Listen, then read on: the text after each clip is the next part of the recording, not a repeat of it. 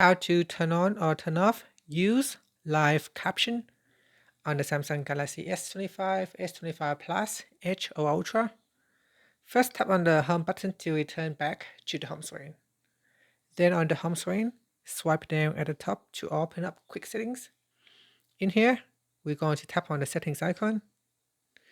Then scroll down and tap on accessibility.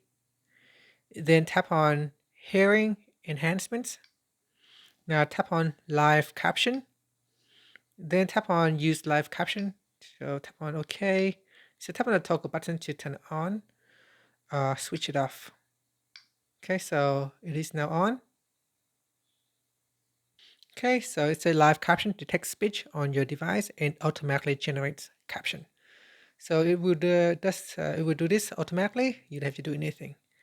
Thank you for watching this video. If you find it helpful, please like and subscribe to my channel for more videos.